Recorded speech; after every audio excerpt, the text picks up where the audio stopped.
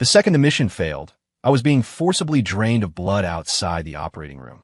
The female CEO's golden boy needed a backup supply, and I was the only match for his rare blood type. She looked at me with cold indifference. Take more. If anything happens to Julian, I'll bury you with him. The man inside the operating room peered through the crack in the door, offering a mocking smirk. Thanks, spare tire.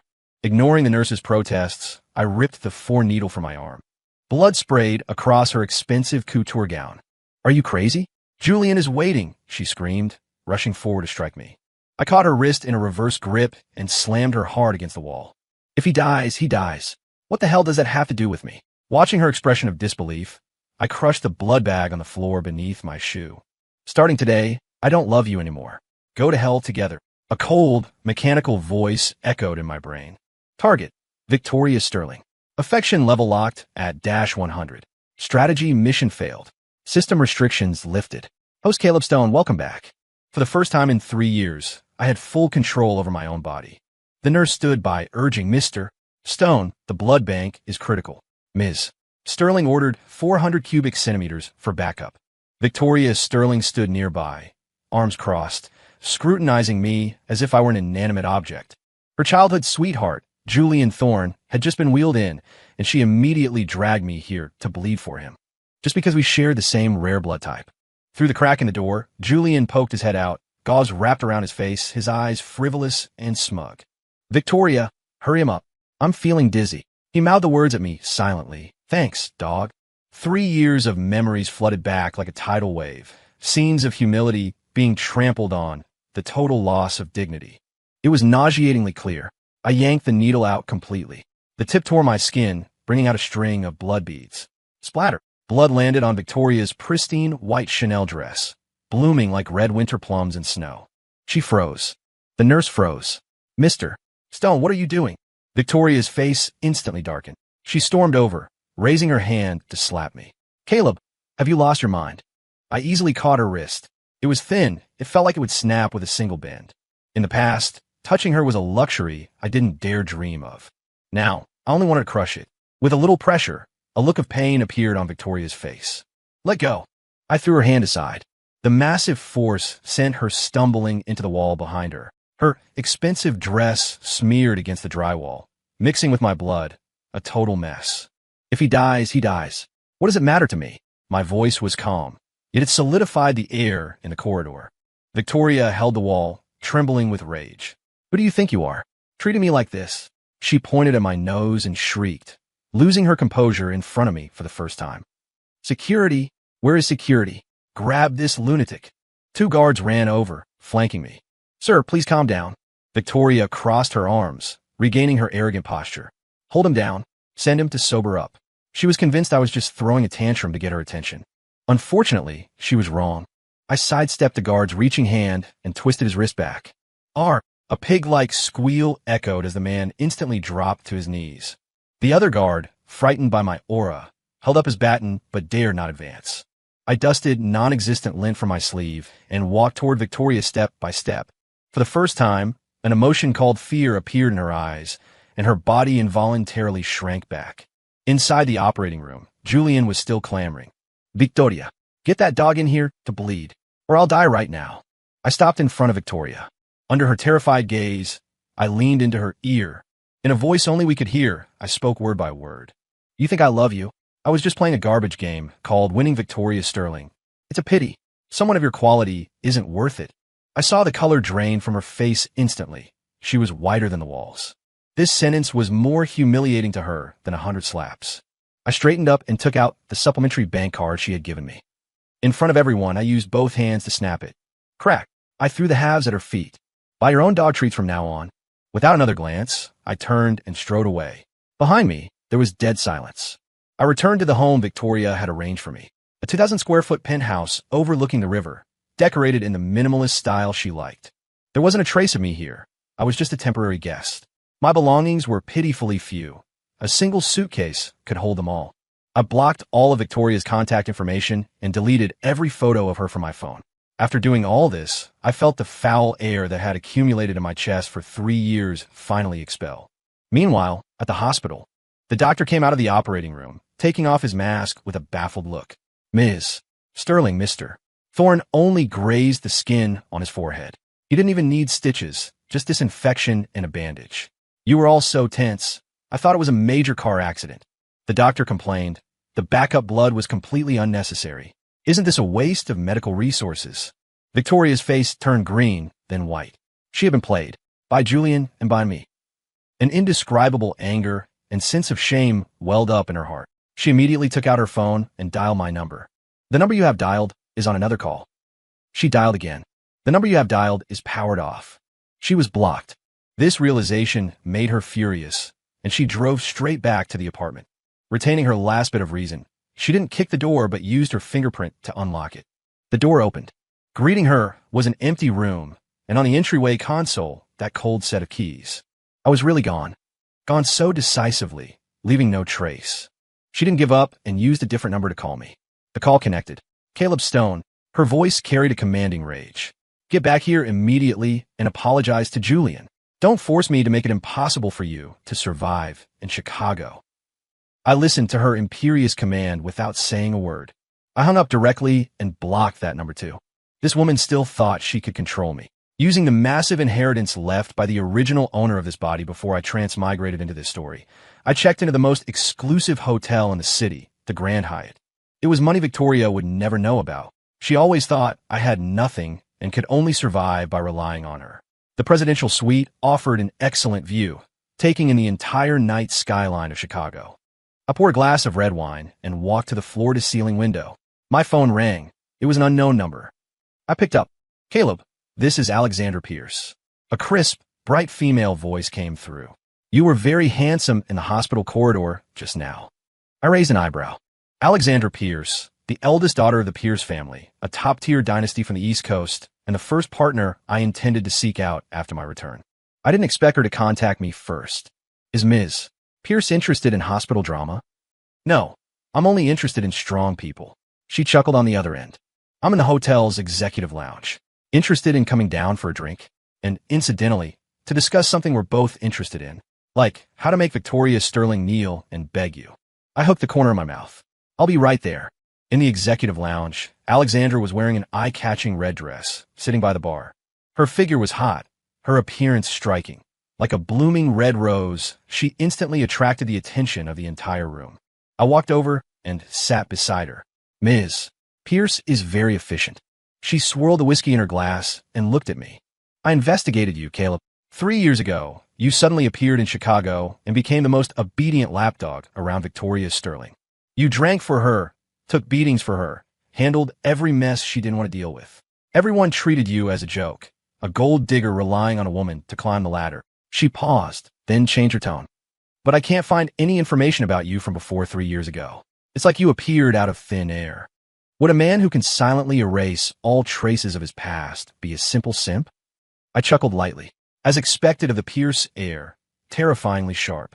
So Ms. Pierce found me today to probe my secrets. No. She slid a document in front of me. I came to collaborate with you.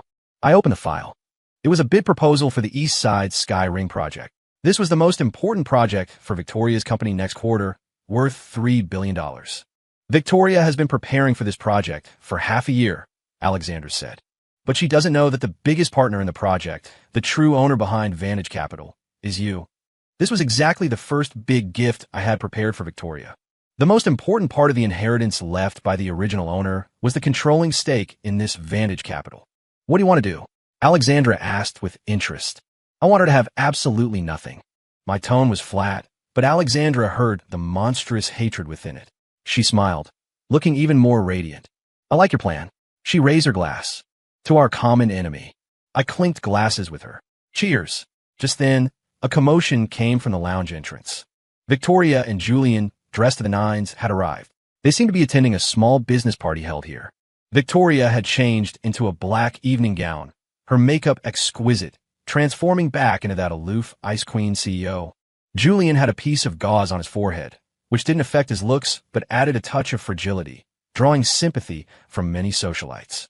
They quickly spotted me, and Alexandra beside me. Victoria's pupils constricted sharply. Julian walked straight over, malice undisguised on his face. His voice wasn't loud, but just enough for those around to hear. Yo, Isn't this the dog Victoria keeps? What? Did the leash break, so you ran here to beg for food? Stifled snickers rippled through the surroundings. Victoria stood still, not stopping him, the corners of her mouth even holding a cold sneer. She was waiting to see me make a fool of myself, waiting for me to lower my head and roll away like I used to. Before I could speak, Alexandra stood up.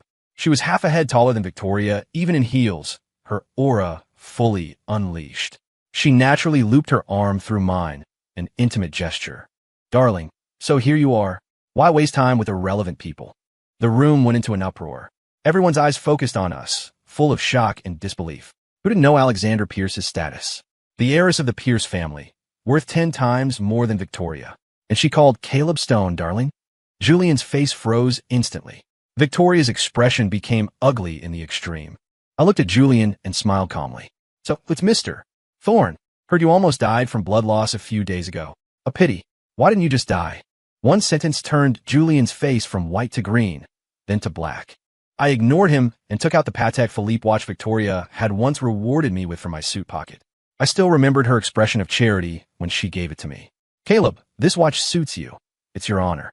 Now, in front of everyone, I handed this watch worth $1 million to a passing waiter. Take it and buy yourself a drink. This watch is too cheap.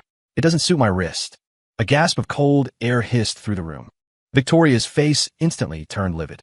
That watch was one of her favorite collectibles, and now I had discarded it like trash. This was more embarrassing than slapping her in public. Alexandra chuckled, delivering a subtle follow-up blow. Indeed, Caleb's wrist is only fit for the King of Time I won at auction in Geneva last week. The King of Time, of Vacheron Constantin Les Cabinotiers, limited to one in the world, sold for $18 million. Alexandra's words were like a heavy hammer, thoroughly shattering Victoria's remaining dignity. She stood there, accepting the looks of sympathy, ridicule, and schadenfreude from those around her, feeling as if she had fallen into an ice cave. The party ended on a sour note. Victoria and Julian became the newest laughingstocks of Chicago's high society. Did you hear? Victoria's simp actually climbed up to the Pierce heiress. More than that, he publicly called Victoria's $1 million gift trash. TSK. The tables really turned. Used to see that guy Stone acting like a dog, didn't expect this. These rumors were like knives, slicing into Victoria's heart one by one. She returned to her company, locked herself in the office, and smashed things like a madwoman. Caleb Stone, I want you dead. Julian stood by, his face equally grim. Victoria, don't be angry. He's just a dog who climbed a high branch, nothing special. We just need to lift a finger to turn him back into a stray cur. Victoria took a deep breath, forcing herself to calm down. She picked up the phone and began utilizing her network. Hello, CEO Wong. This is Victoria Sterling. Help me investigate someone named Caleb Stone. I want all his data. Yes, I want to make sure he never raises his head in this city again. She and Julian both believed I had just gotten lucky and was picked up by Alexandra. As long as they cut off my connection with Alexandra, I would be nothing. Soon, they found out I had joined an investment firm called Vantage Capital, a company in Chicago that wasn't big or small, quite obscure. Vantage Capital? Victoria Znedith. The boss is David Miller. He begged me for investment before. She immediately found David Miller's number and dialed. The call connected quickly. Mr. Miller, this is Victoria Sterling. David Miller on the other end sounded terrified and flattered, his voice stuttering. Ms. Sterling? What? Why are you calling me? Does your company have an employee named Caleb Stone? Victoria got straight to the point. Yes. Fire him immediately. Victoria Stone bruk no argument. Get him out of Chicago. I don't want to see this person again. David Miller fell silent on the other end, seeming to hesitate. Ms. Sterling, this might not be good. Not good. Victoria's voice turned cold. David Miller, did you forget who pulled you up when your company almost went bankrupt last year? I can bring you back to life, and I can also send you back to the Stone Age overnight. I'll give you 3 minutes to consider. Offend me for a small employee, or I'll fire him. I'll fire him right now. David Miller immediately capitulated, fear filling his tone. Hanging up, a smile of pleasure finally appeared on Victoria's face. She wanted to let Caleb know the consequences of defying her. She turned on a speakerphone and, in front of Julian, dialed my number. She wanted to hear my begging and repentance with her own ears. The call connected. I was sitting in the chairman's office on the top floor of Vantage Capital. Alexandra sat opposite me, elegantly sipping coffee and admiring the scenery outside the window. Caleb. Victoria's icy voice came from the receiver. This is the price of defying me. You are now fired. Get out of Chicago. Otherwise, I'll make sure you can't even beg for food. Julian added smugly from his side. A dog should look like a dog. If it doesn't listen, break its legs and throw it out. I chuckled softly. Ms. Sterling, are you sure you want to fire me? My calmness made Victoria feel a tinge of unease. Who do you think you're talking to? She scoffed. I didn't answer her, but called out to the office door. Mr. Miller, come in for a second. The office door pushed open. David Miller, who had just been submissive to Victoria on the phone, now stood before me sweating profusely, bowed at a 90-degree angle. Chairman, you asked for me. I ignored him and simply pressed the speaker button. To the other end of the phone, I spoke clearly word by word. Victoria, I forgot to introduce myself. The majority shareholder of this company is me. As for you, I paused, enjoying the dead silence on the other end. The partner for that $3 billion Skyring project of yours seems to be me as well. Now, I formally notify you, the collaboration is canceled. On the other end, Victoria's breathing was clearly audible. I could imagine her pale face and teetering body. Caleb, you. Her words were fragmented, full of shock and chaos. I didn't give her a chance to continue and hung up directly. Beautifully done. Alexandra put down her coffee cup and applauded me. I can't wait to see her expression next. I leaned back in the boss's chair, swiveled halfway, and looked out the window. This is just the beginning. In the CEO's office of the Sterling Group, Victoria sat on the floor, so lost. The phone slid from her weak hand, the screen shattering. Julian was also dumbfounded.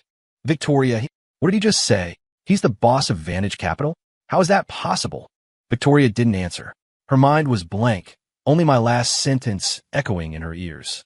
Collaboration canceled. Ring, ring, ring. The internal line on the desk rang frantically. It was her secretary. Ms. Sterling, bad news. Vantage Capital unilaterally tore up the contract. Our company's stock price has started to plummet. Ms. Sterling, the directors are waiting for you in the conference room, demanding an explanation. Ms. Sterling, are you listening? Victoria snapped back to reality. She rushed over and grabbed the phone. I know. She hung up, hands bracing on the table, gasping for air. No, it couldn't end like this. She picked up another phone, fingers trembling, and dialed my private number. The number she had blocked countless times, now retrieved from the blacklist. Sorry, the number you have dialed is busy. I rejected the call. She didn't give up, dialing again and again. Finally, the call connected, but the one answering was a female voice. It was Alexandra. Ms. Sterling, is something the matter? Alexandra's voice carried a lazy smile. Caleb is very busy right now. He has no time to take your call. Where is he? Put him on. Victoria's voice was hysterical. Oh, he's in the shower. Alexandra's tone became even more playful. If you have a real emergency, you can wait downstairs at Vantage Capital, though he might not necessarily see you. With that, Alexandra hung up directly. Victoria gripped the phone, the blood in her body seeming to congeal. In the shower? In Alexandra's hotel room? Massive humiliation and jealousy almost drove her mad. But reason told her she had to beg me now. For the company, for her career, she had to lay down all her dignity. Like a madwoman, she rushed out of the office and drove to Vantage Capital. An hour later, she appeared in front of the Vantage Capital building. She tidied her messy hair and clothes, stepped in her high heels, and walked into the resplendent lobby. Hello, I'm looking for Caleb Stone. The receptionist looked up, revealing a professional smile. Do you have an appointment? I'm Victoria Sterling. She stated her name, thinking it would clear all paths here. However, the receptionist just checked the computer and shook her head apologetically. I'm sorry, Ms. Sterling, you have no appointment. Chairman Stone's schedule is full this afternoon. I'm afraid he has no time to see you. Chairman Stone? This title stung Victoria's ears. Tell him I'm waiting for him here. Victoria gritted her teeth and sat on the sofa in the lobby. She didn't believe I could hide from her forever. This wait lasted 3 hours. From afternoon to dusk, people came and went in the lobby, but only she sat there like a statue. Countless eyes fell on her, carrying inquiry, curiosity, and a hint of mockery. The once high and mighty Tho Sterling, now waiting bitterly for a man like an abandoned wife. She finally understood the feelings I had waiting downstairs at her company countless times over the past 3 years. That humility, that helplessness, that humiliation of being ignored. The sky gradually darkened. Just as she was about to despair, the elevator doors opened with a ding. I walked out with Alexandra in my arm, chatting and laughing. I didn't even glance at her, walking straight past her, as if she were just a transparent decoration. Caleb, she finally couldn't hold back, standing up to call me. I stopped, looked back, a trace of impatience on my face. Something. 2 simple words, cold, without a trace of warmth. Victoria looked at my stranger-like expression, her heart convulsing in pain. She took a deep breath, suppressing the humiliation in her heart, trying to make her voice sound calm. Can we talk? About the Sky Ring project. I looked as if I'd heard something funny. Talk. Ms. Sterling, do you think there's anything left to talk about between us? Alexandra, holding my arm, looked at Victoria with a beaming smile. Ms. Sterling, Caleb's time is precious. Not just anyone can book it. If you want to beg him to change his mind, I advise you to save it. Victoria's face flashed red and white. She clenched her fists tightly, nails digging into her flesh. Caleb, I know I was wrong. She lowered her head, a tremor in her voice. I was wrong before. I apologize to you. Please, give me another chance, and give Sterling Group a chance. This was the first time she had bowed her head to admit a mistake to anyone. I looked at her humble appearance, feeling no ripple in my heart, only finding it laughable. Apologize? Is CEO Sterling's apology this cheap? I walked up to her, looking down from above. If you want me to change my mind, it's not impossible. Victoria snapped her head up, a glimmer of hope in her eyes. Name it. As long as I can do it, anything. All right. I leaned in close, whispering so only she could hear. Tomorrow morning at 9, come to my office. Bring the transfer papers for all the equity in your company. Use your company to trade for the Sky Ring project. Victoria's pupils dilated instantly, looking at me in disbelief. You are humiliating me. So what if I am? I straightened up and dusted off my suit. I'll give you one night to consider. Don't be late. With that, I walked out of the building with Alexandra, never looking back, leaving Victoria alone, frozen in place, cold all over. The next day, 9:00 a.m. Victoria came. She wore a business suit, her face haggard, heavy dark circles under her eyes. But her eyes held a desperate resolve. She placed a document on my desk. This is what you wanted. It was the equity transfer agreement for the Sterling Group. She was truly willing to trade the entire company for my forgiveness. I picked up the file and flipped through it casually. Alexandra sat on the nearby sofa, holding a cup of coffee, looking like she was watching a good show. CEO, Sterling really has guts. I chuckled. However, you seem to have misunderstood one thing. I said yesterday to bring the equity transfer papers, but I didn't say I would definitely agree. Victoria's face turned deathly pale instantly. You played me. Played you. I threw the file back in front of her. Victoria, you didn't naively think a broken agreement could cancel out the damage you did to me over the past 3 years, did you?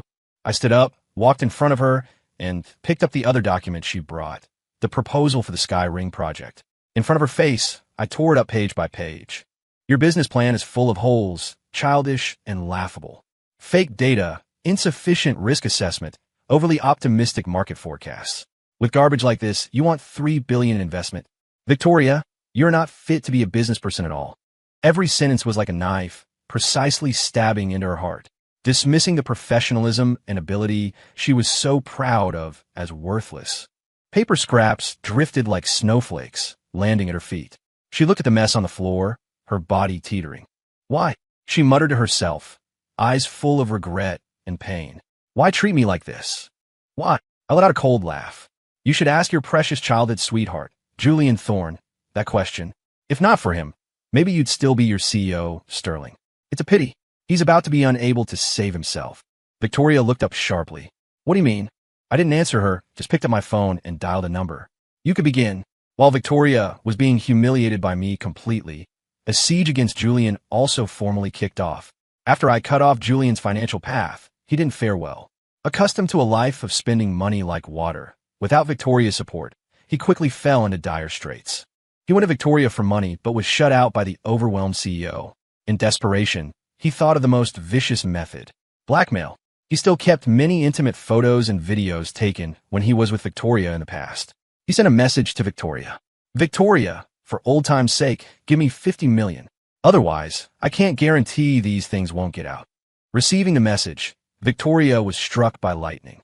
She never expected the man she had loved so deeply would use this method to threaten her. Fearful and angry, her first thought was actually to call me. After the call connected, she was sobbing uncontrollably. Caleb, save me. I listened to her crying on the other end, my heart unmoved. All of this was within my expectations. Reading the book in my past life, I knew the character Julian was scum to the core. Send me the address, I said coldly. The place Julian asked to meet her was a private room in a high-end clubhouse. Today, there happened to be a gathering of elites there. Almost every prominent figure in Chicago would be present. When Victoria rushed to the clubhouse, I was already waiting there. With me was Alexandra. Why are you here? Seeing Alexandra, Victoria's expression was unnatural. To watch the show, Alexandra was concise. I ignored the undercurrents between them and said directly to Victoria, go in later and do as I say. Although confused, right now, I was her only straw to clutch at. She could only nod. The three of us walked into the party hall together. On the giant screen in the center of the hall, boring financial news was playing.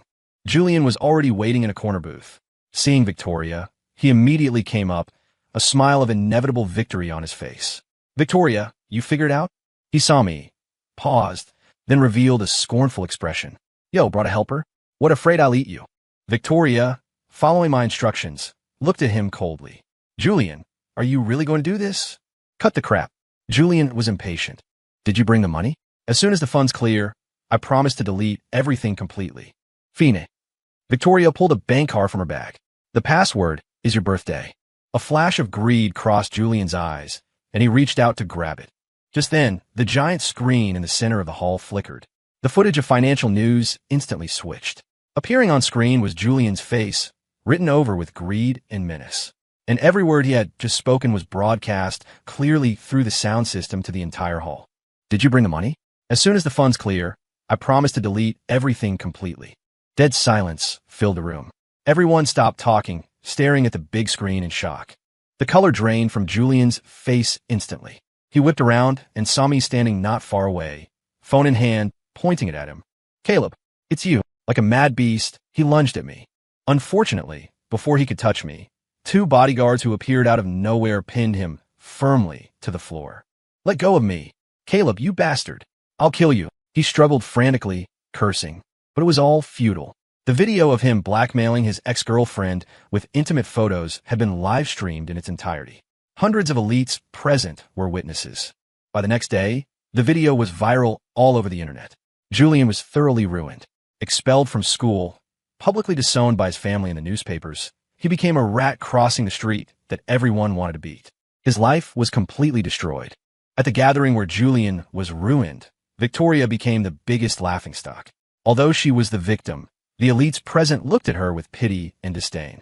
A woman who couldn't even see through a man running such a large company. What future could she have? All kinds of nasty comments pierced her ears like needles. Didn't expect, Sterling to be fooled by such scum for so many years. And for him, she drove away the person who was truly good to her. Blind as a bat, serves her right. Victoria stood in the crowd, face pale, tottering. Her pride and dignity were completely shattered in this moment. Just then, Alexandra walked up to her, holding a glass of champagne. Her red dress made her look even more radiant. She looked down at Victoria, as if looking at a loser. Ms. Sterling, how does it feel? Victoria's lips moved, but she couldn't say a word. I told you long ago, your taste is terrible.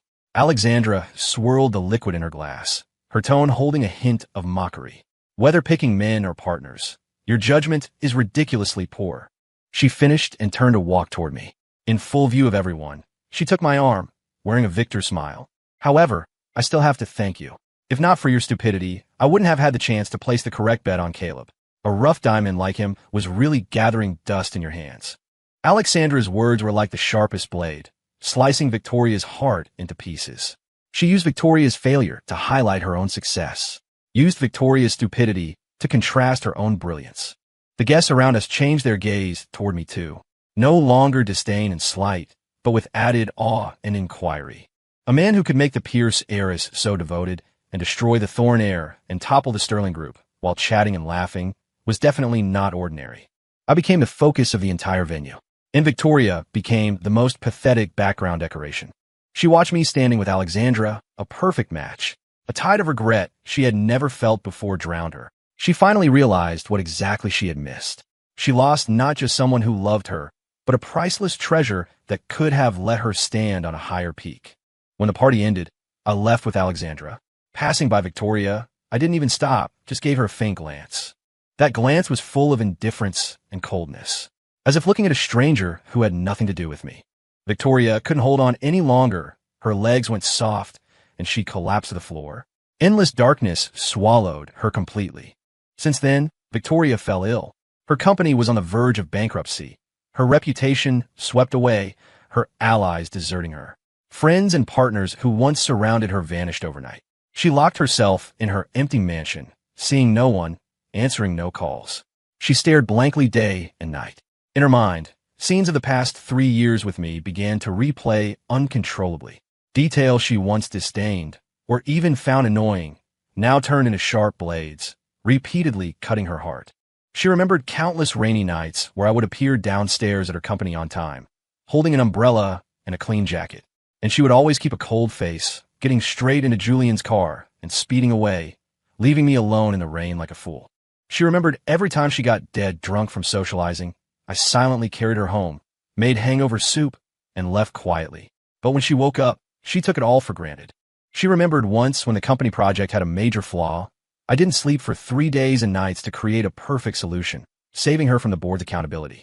Yet at the meeting, she claimed all the credit, not even saying thank you to me. She remembered I once told her, "Victoria, I will stay with you forever." Her response at the time was, "Stop talking nonsense, just do your job." She remembered I blocked a bottle for her from a thug, my forehead bleeding, but she only cared if her skirt got dirty. She remembered on my birthday, I joyfully prepared a candlelight dinner, but she made me wait until midnight just to accompany Julian to a movie. One by one, piece by piece, all were her debts to me. That love she ignored, those feelings she trampled on, now surged toward her like a tsunami, suffocating her. She finally admitted how ridiculously wrong she was. She thought my loving her was a law of nature.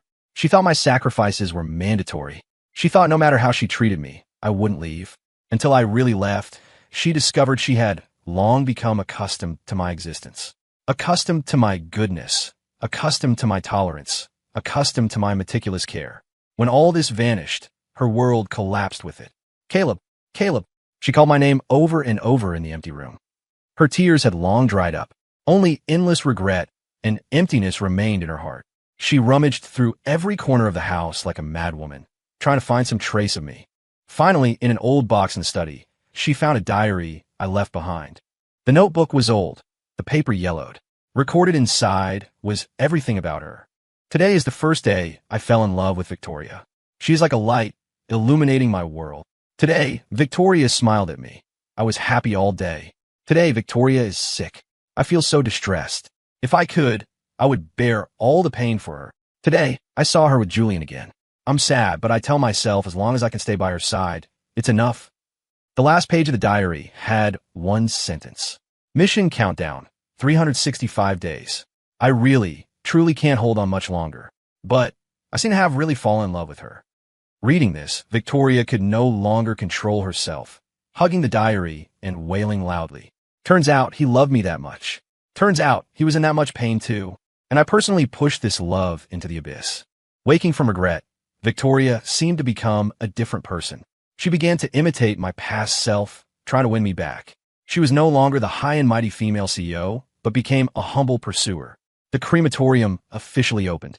She would appear downstairs at my company on time every day, rain or shine. Sometimes she brought lunch boxes she made herself. Sometimes she sent ties she carefully selected. But more often, she just stood there silently, watching me from afar, daring not approach. Every time I passed her, I turned a blind eye. I never accepted the things she sent. The lunch she brought, I had the receptionist throw straight into the trash. Her eyes looking at me were full of pleading and pain, but my eyes looking at her held only coldness and indifference.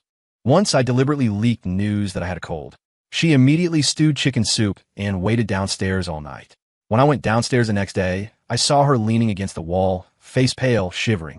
Seeing me, she immediately ran over carrying the thermos. "Caleb, I heard you were sick. I made soup for you. Drink it while it's hot." Her voice was thick with congestion. Obviously, she had caught a cold too. I stopped and looked at her. A flash of joy crossed her eyes, thinking my heart had softened. I took the thermos from her hand. Then, right in front of her, I handed it to the cleaning lady sweeping nearby. "Ma'am, it's cold out. Take this to warm up. The cleaning lady was flattered. Chairman Stone, this is too expensive. It's fine. I spoke faintly, my voice not loud, but enough for Victoria to hear clearly. Gifts from others have terrible taste. I find them dirty. Victoria's face went white in an instant. She looked at me in disbelief, her body swaying, almost falling. This was exactly how I used to be humiliated by her, time and again. The things I gave her, she handed straight to Julian. Everything I did for her was worthless in her eyes. Now, I was simply returning everything she had inflicted on me, untouched. Caleb, her lips trembled, wanting to speak. I couldn't be bothered to give her another glance, got directly into the car, and drove away. In the rearview mirror, her figure grew smaller and smaller, finally becoming a lonely black dot. I drove with a blank expression. Alexander sat in the passenger seat, handing me a tissue. Wipe your hands. You touched something unclean. I took the tissue and wiped every finger meticulously, as if what I had just touched was some disgusting virus. Victoria's pursuit didn't stop because of my humiliation. Instead, it intensified. She started texting me hundreds of times a day, from good morning to good night, reporting her every move. The content was humble to the dust. Caleb, I want to see your favorite movie today. If only you were here. Caleb, I'll learn to make your favorite sweet and sour ribs. When can you taste them? Caleb, I was wrong. I was really wrong. Please talk to me, okay? I never replied to a single one. I let those messages drown in the phone's notification bar. The colder I was, the crazier she became. She seemed to feel that as long as she persisted, one day she could chase me back. She was too naive. She didn't know that everything I did was never to make her change her mind. I just wanted her to taste the bitterness I suffered back then. What I wanted was not her love.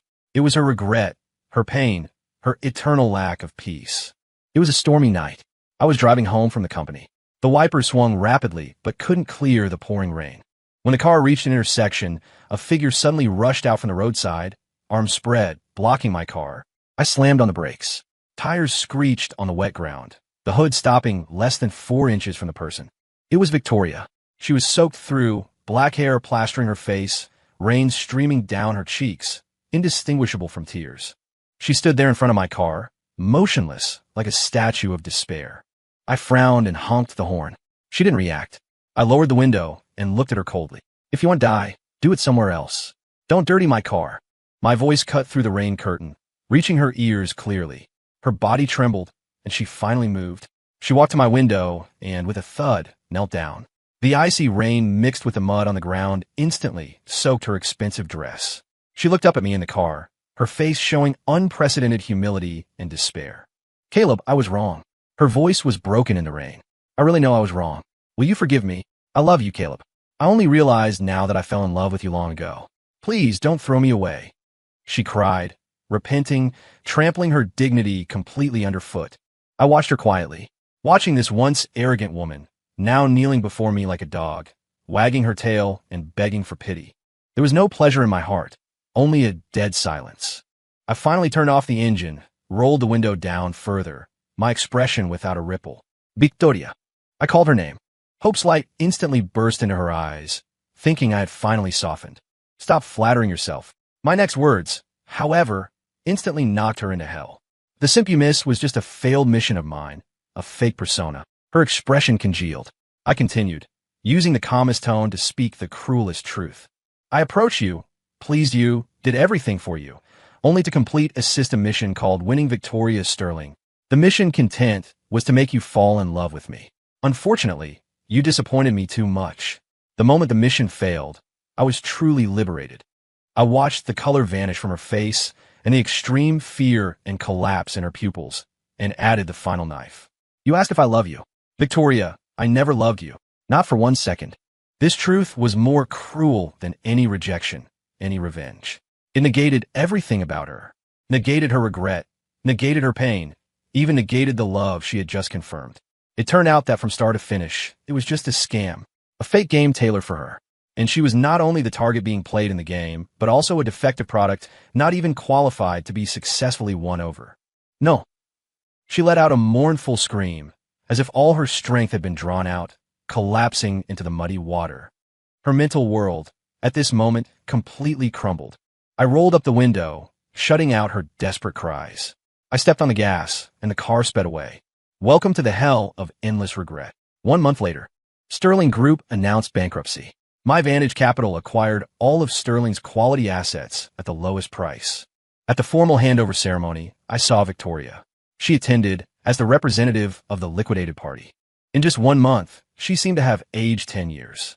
Her once bright and moving face was now only numb and hollow. She wore an ill-fitting old suit, hair withered and yellow, eyes unfocused like a walking corpse. Throughout the ceremony, she didn't say a word, just staring at me with those empty eyes. I ignored her. Alexandra and I, as the new owners, signed the documents amidst flashing lights. After the ceremony, reporters swarmed. Chairman Stone, how did you complete the acquisition of Sterling in such a short time? Chairman Stone, when is the wedding date for you and Ms. Pierce? Chairman Stone, do you have anything to say to the former CEO, Victoria Sterling? I picked up the microphone, my gaze sweeping over the desolate figure off stage. Business is war. Winners take all. Nothing to say. As for Ms. Sterling, I wish her a bright future. These 4 words, like a final judgment, utterly crushed Victoria. She looked at me, high-spirited on stage, and Alexandra snuggled beside me, smiling like a flower. Finally, her vision went black, and she fainted completely. Later, I never saw her again. I heard she was sent to a mental institution. Sometimes lucid, sometimes mad. When lucid, she would hug a tattered diary, muttering to herself, "He loved me. He clearly loved me." When mad, she would kneel on the ground, crying out to the air, "I was wrong, Caleb. I was wrong." Later still, Alexandra and I appeared on the cover of the latest financial magazine. The headline was "The New Age Business Myth, Caleb Stone and His Capital Empire." In the photo, I wore a tailored suit, full of spirit. Alexandra held my arm, smiling sweetly and happily. Somehow, this magazine reached Victoria's hands. Looking at us in the photo, she suddenly stopped crying or making noise. She just smiled, a weird, shrill smile. She had lost everything: company, reputation, pride, and the so-called love she desperately wanted to chase back, even kneeling to repent for, was from beginning to end just a scam tailored for her. She was forever trapped in the hell of endless regret she created with her own hands, never to find redemption. Story complete.